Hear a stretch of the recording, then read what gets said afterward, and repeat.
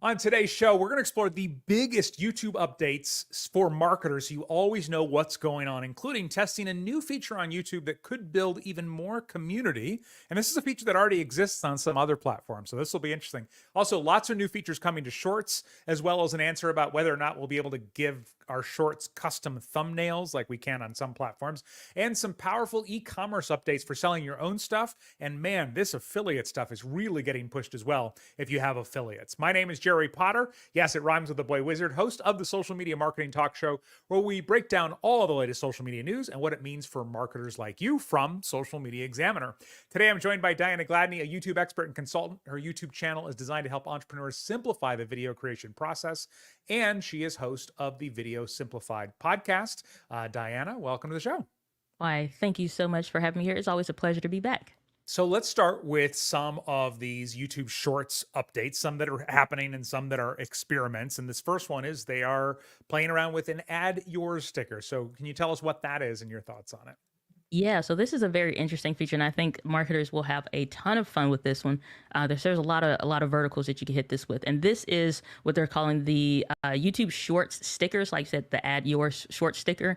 And we've probably seen some of this if you integrate that kind of engagement from your community in Instagram. Well, now this is coming to your Shorts content where you can create some kind of engagement where you put a sticker in there from your Shorts video after you record it.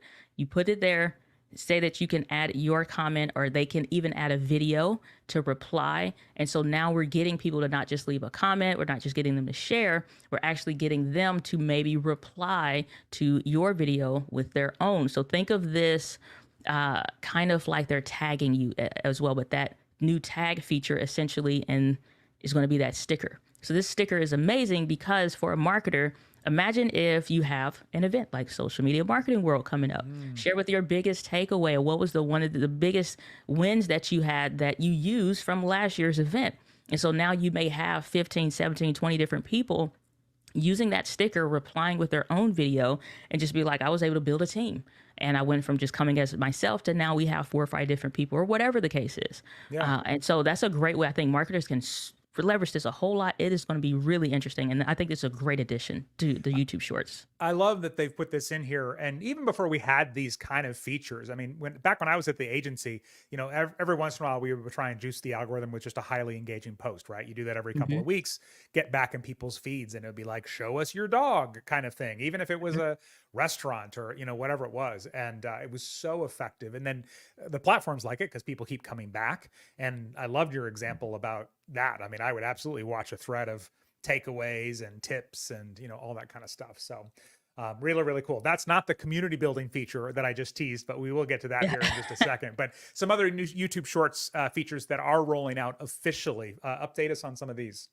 Yeah, so we have a couple things that are happening here when it comes to Shorts. Number one is remixing is becoming a more enhanced feature. So you can not only remix music videos that you like. So let's say some of the lyrics is relevant to what you're talking about or showing, or maybe it's just a trending song at that point for some reason. You can use that and layer that together. And some other ones that they're saying are upcoming is the ability to edit auto captions, where you can do more customization, like the color, the font, the style, which depending on, let's say, Montserrat or Montserrat, whatever how it's pronounced is. I can never figure it out. It's like I don't know. I have to Something. ask my wife. She's a huge font nerd, Oh but my gosh. Every time I read, I'm like, it's Montserrat, whatever it is. If you one use of those that is one, right. right. If you use one of those in your brand, that's a very common one. Well, now your captions can be branded to what you're doing. And I like that a whole lot. And the fact that if you have a name like Diana or Jerry, sometimes that seems super easy. But what if yours is Janine and it's a little, that you can fix the spelling for those minor things. I love that. We also are getting the ability to have text to speech narration. So if you've watched any kind of Instagram reels or maybe TikTok reels, and it's like, my wife didn't know I was getting ready to do dot dot dot, Pretty and good so you, impression. yeah, and so it's like just listening to it.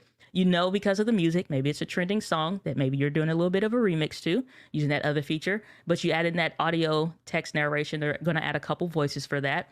everybody now is positioned to want to stay because they're used to seeing something good after that happens. So I think this is going to be a real big positive. Marketers can leverage this a ton. And then this one's a little different. You know, if it floats your boat or finds your lost remote, it says, but new Minecraft themed effects is happening. So if you want to just have a little fun with that one is happening. And then yeah, the text to speech I think is probably going to be a bit more beneficial than Minecraft, but there you go. Depends on your brand, right? Depends on your brand. All right. And for a long time, and I remember officially, I don't remember if it was earlier this year, I think it was last year, someone at YouTube came out and they said, we are not going to do custom thumbnails for YouTube Shorts. We know that Instagram Reels has them. I mean, they didn't say this, but it was kind of implied, like, it doesn't matter. People don't watch Shorts that way. But of course, you know, YouTube creators and marketers wanted Shorts so that it looks nice on their channel and all that kind of stuff. So now it feels like they've still said we're not launching custom thumbnails this year, but there's a bit of a compromise that is sort of being tested right now. So what are the specifics of that, Diana? Yeah, so this is, I think, something marketers can leverage a ton, even with the way it is now. And so YouTube Shorts thumbnails, right now, they're saying the majority of views and watch time, it comes from the Shorts feeds where there are no thumbnails. They're having more success with that, and that they're encouraging you to not get too caught up in it. However, they are testing the ability to edit Shorts for post upload, so you can pick a frame and add in options for text and filters and stuff like that. So what this looks like in real life application is you create a short. Maybe let's say you're doing this recorded on your camera and then you're going to upload it, or even if you record it natively through the app. What you'll then be able to do, which you can do if you upload through mobile right now, is more specifically pick a frame from that. And so some marketers and creators I'm finding will make that very last millisecond of a frame at the very end of a video, or sometimes the very beginning, the created thumbnail that they want. So when you upload through mobile, you can just select that frame, scroll it all the way to the front or the end, depending on where you have it placed, and then use that as the thumbnail. So they're probably going to be using that aspect to lean more into that. But I think there's validity to what YouTube is also saying as well, to where let's keep Shorts natural and native to you're clicking not because of the thumbnail's enticement, but because of the content concept, and a little bit of the title of what you see is what you're actually getting more of the real root of the content. So I like that aspect more than having to make a thumbnail, because that just increases the content workflow, I think, for creators and marketers unnecessarily at some point. I have spent, I've never gone as far as to like have a frame in my video that I want to be the thumbnail, but I've definitely spent too much time scrolling through the video because I have, you know, burned in captions, and it's like trying to find what's the most compelling thing that I could have on here. So I would love any more flexibility, would just be nice to have. But at the same time, I can't see myself ever going as far as creating full thumbnails like we do for the VODs, the videos on demand on YouTube. So quick update. Now you can save music directly from your Shorts feed to any of your playlists. So if you are watching, just a quick time saver there. And there is a big change that is rolling out to channel pages. So the main page somebody gets when they land on your channel. We'll tell you about that here in just a sec.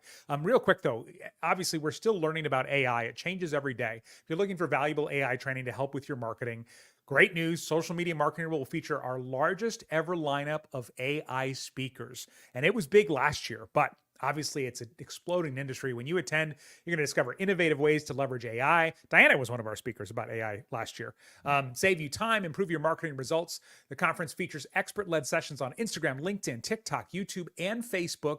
And there'll also be sessions on many other marketing topics, plus multiple opportunities for you to network with other marketers who are navigating the same challenges you are. It is unlike any other event in the world. If you want to learn how to use AI to effortlessly create quality content in less time, it's time to get your ticket right now. Go to socialmediamarketing.world for all the info. Again, go to socialmediamarketing.world. So interesting update on channel pages that I did not see coming. And this depends partially on how many videos you actually, you know, post, because some brands have made a channel and never put anything up there, of course. So what is the update that's happening with channel pages? So this is specifically, this is not your YouTube homepage, like when you first log in and you get, you know, a bajillion thumbnails to see where your interest lies that day. This is for if you're creating your home tab for your content. They're removing the home tab for creators who haven't modified it. So you didn't add a channel welcome video type of thing. You didn't have a channel trailer. You're not creating playlists to put on there. So you've done no customizations to it.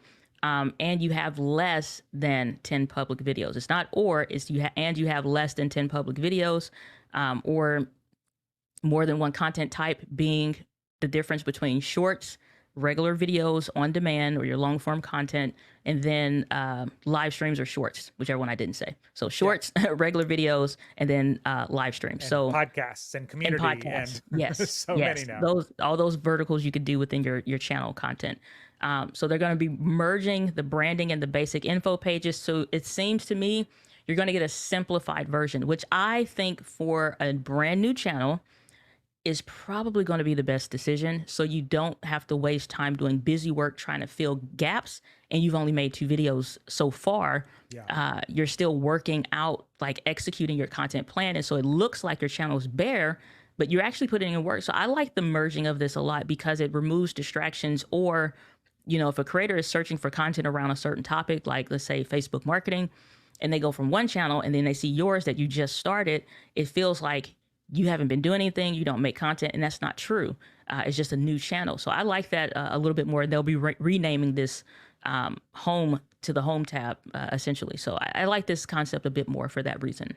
Well, and I was also thinking, I was comparing it to, like, let's say people that are less active on Instagram, the Instagram profile and your grid and all that stuff that was so important for so many years. Some people have basically made 9 posts that almost make a giant poster for their business. And then they only either post reels that don't post to their homepage, or they post stories. And so they just kind of turn into a landing page. And so I was thinking, again, if you're not actively publishing on YouTube, but you still want a presence, then this is a nice, clean way to almost have just be a landing page. If somebody goes to YouTube to look for your business, you got to have somewhat of a unique name, right? Like if you're Smith Plumbing, it's going to be hard to rank for something like that. But yeah, it'll be 100%. interesting to see. So, all right. I love all of the stuff that YouTube has been doing lately to help people come up with ideas. The old research tab is now the inspiration tab in YouTube Studio.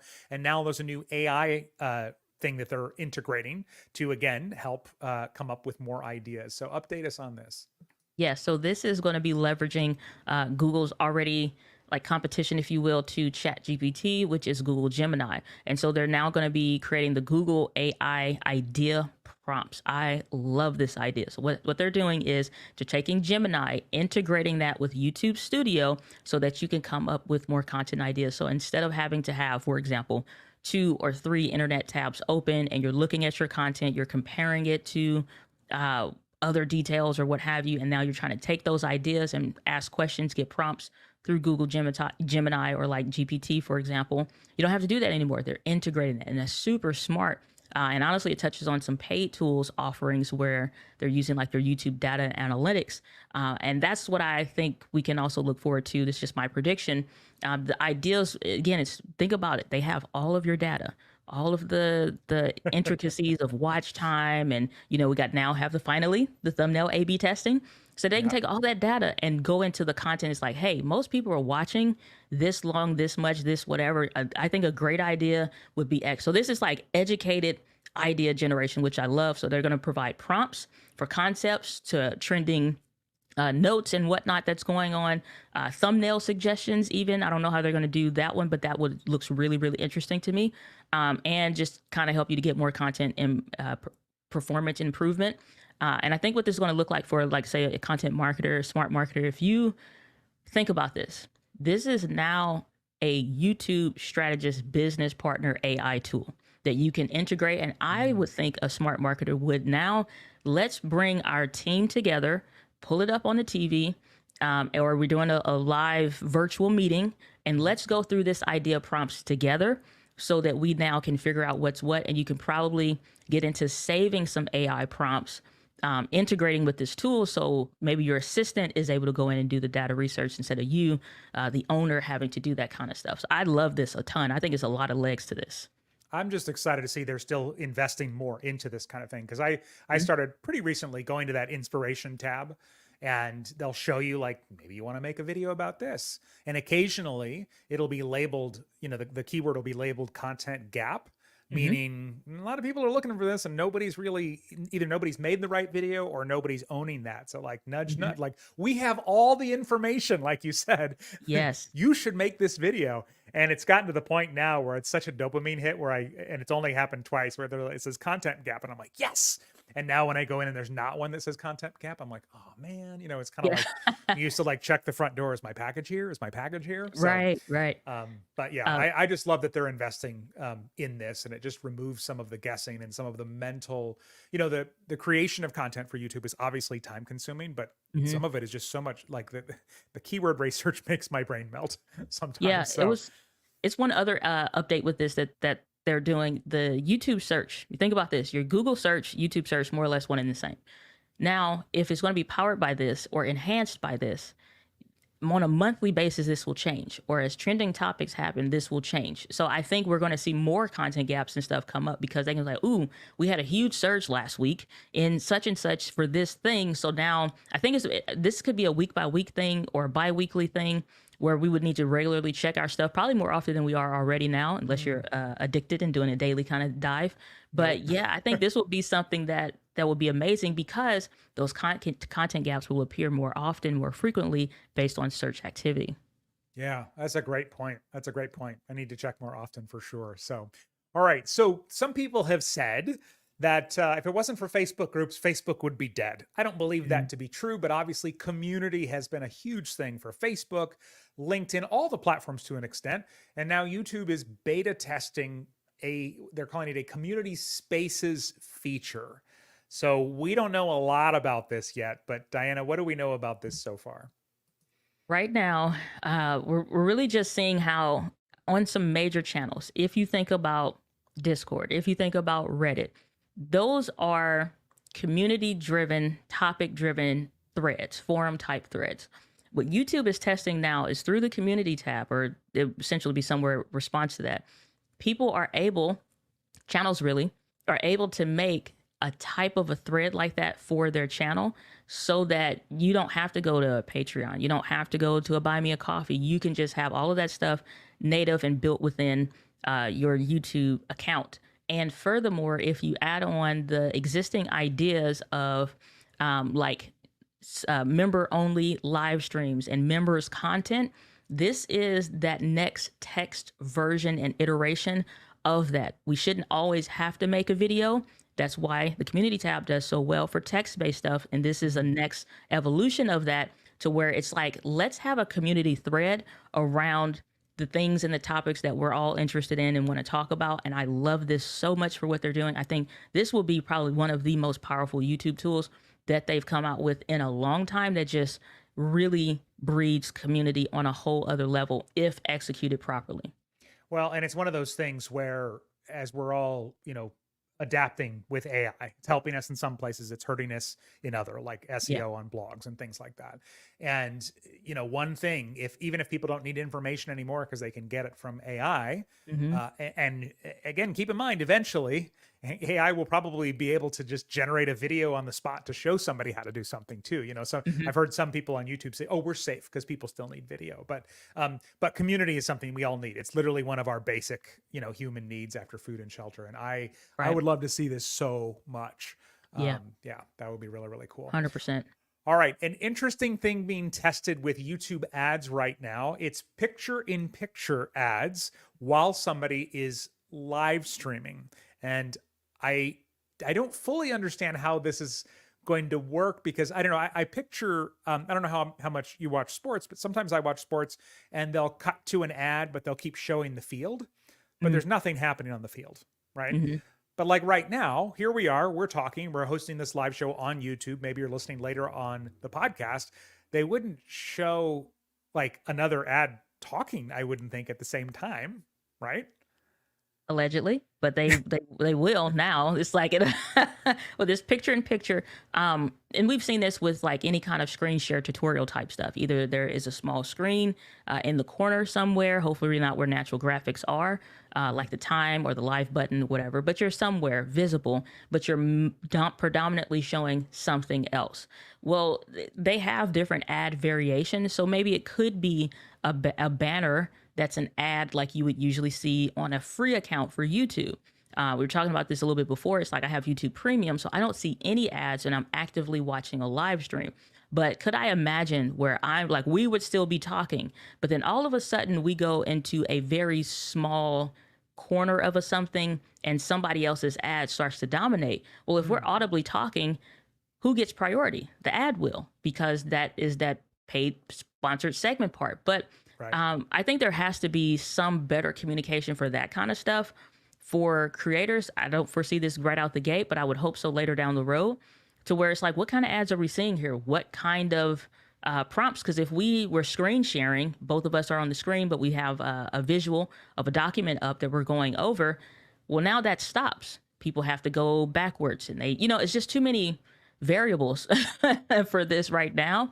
So I would think a banner probably would make sense for that, versus like a full, but they said picture in picture, not a screen overlay. So I think we are going to see where we get minimized to some degree, or something happens to where that ad now takes precedence over that stream, which is an interesting concept.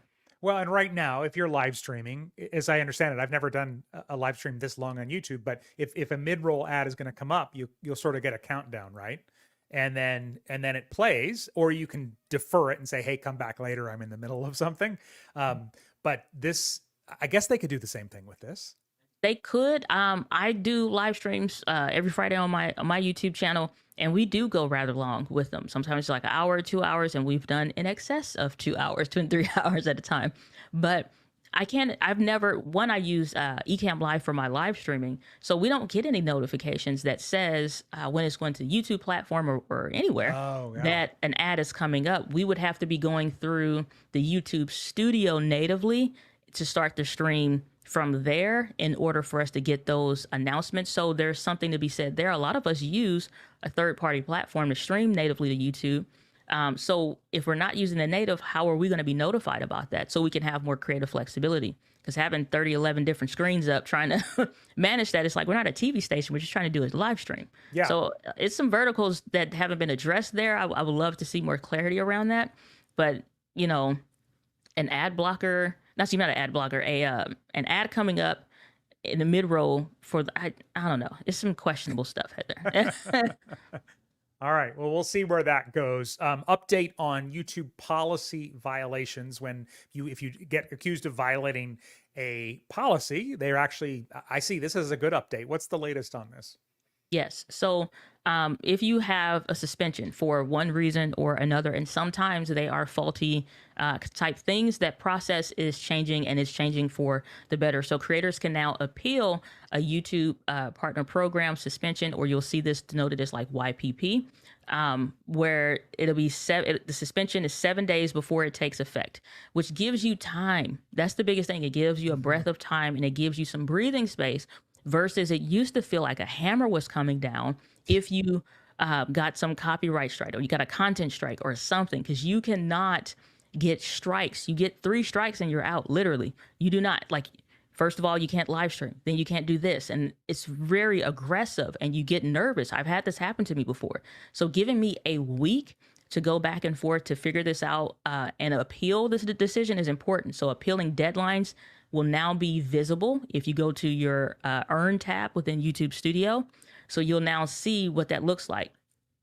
Instead, it says the goal is to provide viewers with more information while minimizing disruption to monetization, which is important, because if you could be on a campaign, you could be getting ready to do an event, and you're doing a lot of stuff, and then all of a sudden you get kind of hit with the hammer. So I love that. It says if you appeal during the 7-day period and it's rejected, and you're suspended, can't appeal again, but you can reapply to the YouTube Partner Program after 90 days. So if things don't go according to plan, just know it's not the end all be all, which again, it used to feel like we didn't make a decision on this once and then we're done.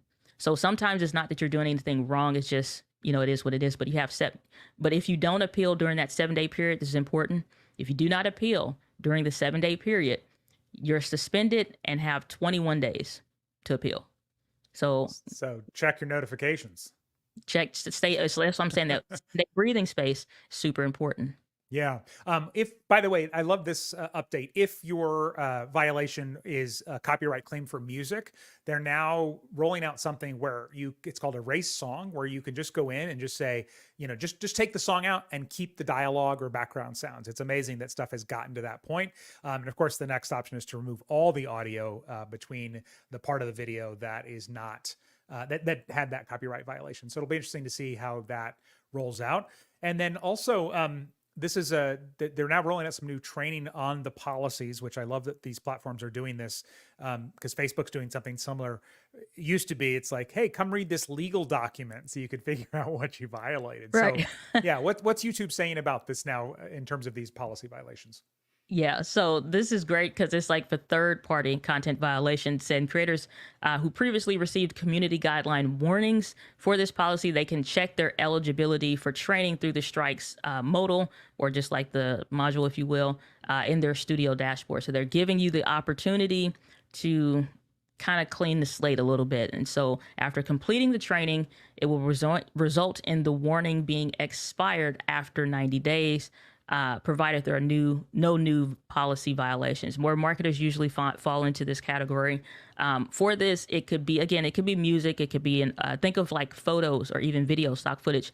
If your team somehow pulls something that is owned by somebody else and they see their stuff, or they get that kind of stuff back, and now they take the legal route with stuff with YouTube, well, now it becomes this whole big thing. But like I said, they're giving you a space for you to be able to fix this stuff, not have any big issues. Like I said, you go in through the YouTube studio and you'll be able to fix some of this stuff. So I like that they're making it easier for you.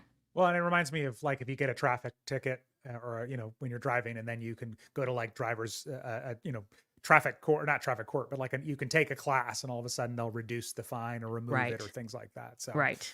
it feels like they're working with us, which is nice. Yep. And then update us quickly on these YouTube e-commerce. I mean, YouTube is not backing down from e-commerce at all. So what are the latest updates around that? Yeah, a lot of creators you would have seen in your YouTube studio, a lot of stuff being pushed for shopping.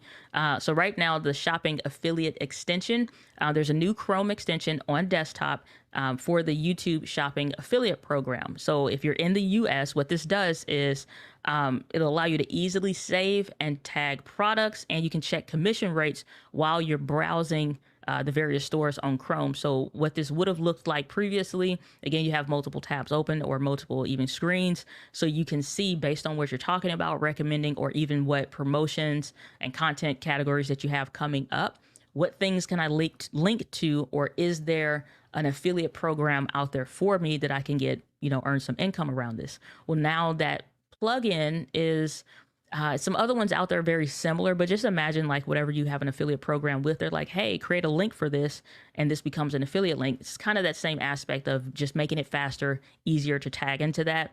The merch self, that if you have your own products and stuff, is another update, where that's now going to the channel homepage, gets automatically added and connected with other features that you may have. So like I have a book, you can link that. You can have your own merch products, things like that. Even a course, I've seen some micro stuff being added there some kind of way. All that stuff is being available, so to be visible underneath. So that's really cool. And then lastly, YouTube shopping card on Studio Desktop. So what YouTube is doing now is there's a new card in the Studio dashboard on desktop that you'll have to see for now, with stores that are enrolled in the affiliate programs, and this will allow you to see other shopping information about your channel performance, provide any quick access to YouTube shopping features, stuff like that. So they're just going all in with, how can we make this easier for creators? How can we make this easier for you to find stuff? How can we make it for easier for your audience to buy from you, whether it's your own stuff or whether it is a third party that you're recommending, and the fastest way to profit through your channel with the stuff that you're already doing. So it just provides a more holistic approach to being monetized on YouTube.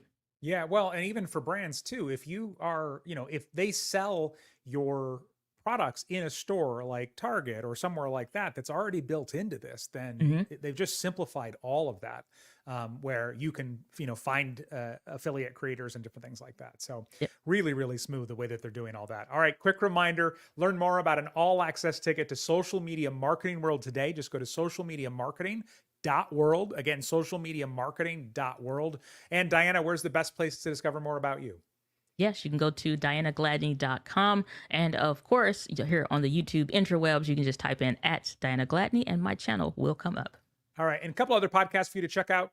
We've talked a lot about AI and how we're going to be talking about that at Social Media Marketing World. You can get ready with the all new AI Explored podcast, as well as the Social Media Marketing podcast. And until next time, may you be wise with your marketing decisions. Thanks.